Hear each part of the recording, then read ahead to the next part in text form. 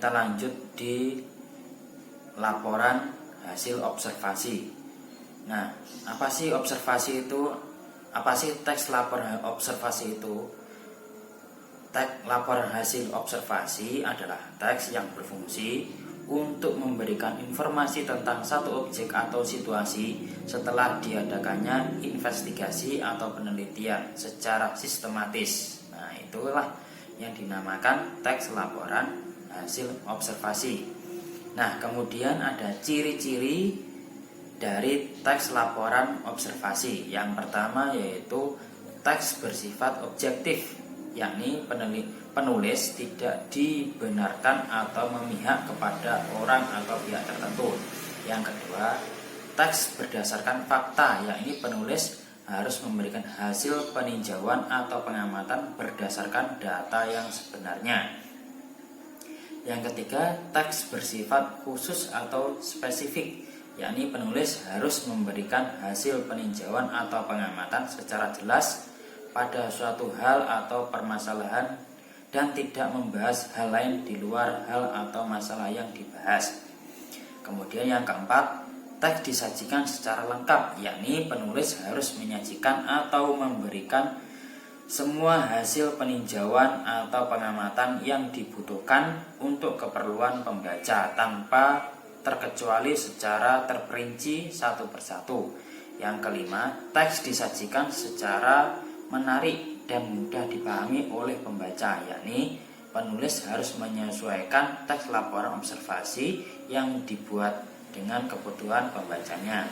Kemudian ada yang namanya struktur teks laporan observasi.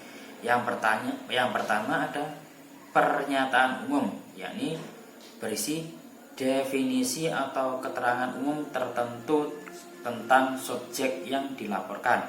Kemudian ada deskripsi bagian, berisi perincian hal-hal yang dilaporkan.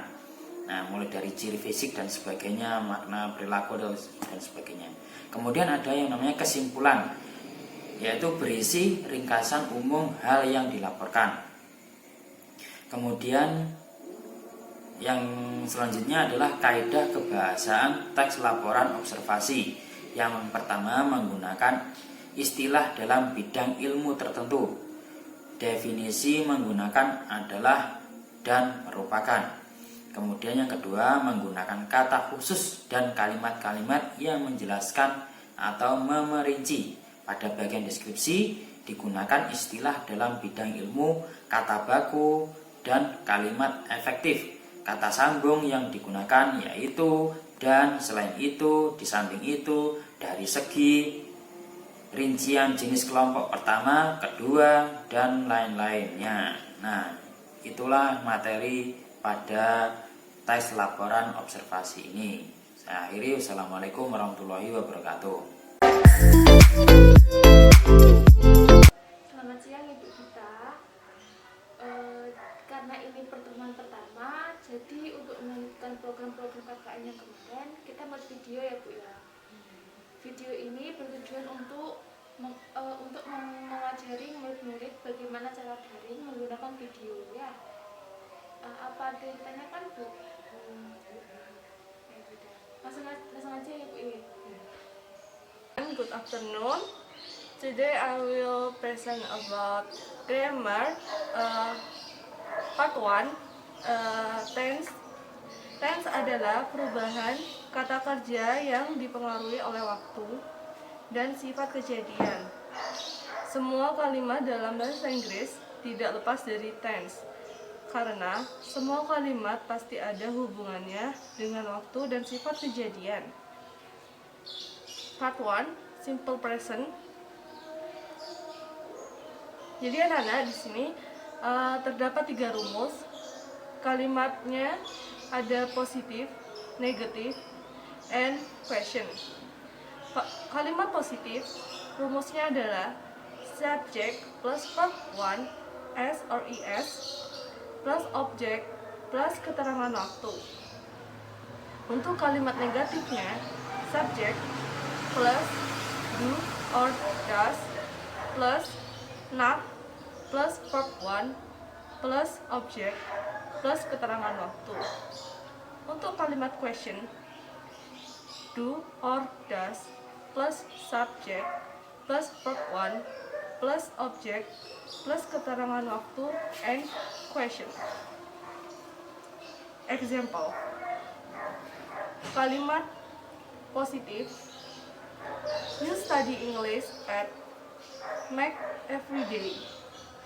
Kalimat negatif: you don't study English at Mac every day. Kalimat question: do you study English at Mac every day? Di sini terdapat kalian bisa mengerjakan soal-soal atau pertanyaan-pertanyaan di bawahnya. Jadi pada halaman 2 sampai 3 kalian bisa mengerjakan soal-soal untuk simple present tense. Dan selanjutnya pola kalimat negatif. Di sini subject plus to be is MR plus not plus verb ing plus object plus keterangan waktu. Dan selanjutnya question to be is MR plus subject plus verb ing plus object plus keterangan waktu.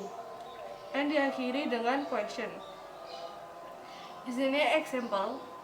Kalimat positif: we are studying English at back now. And kalimat negatif: we are not studying English and back now. Kalimat question: are we studying English at back now? Seperti itu murid-murid. Jadi kalian bisa mengerjakan soal-soal di bawahnya dari halaman 11 sampai halaman 12.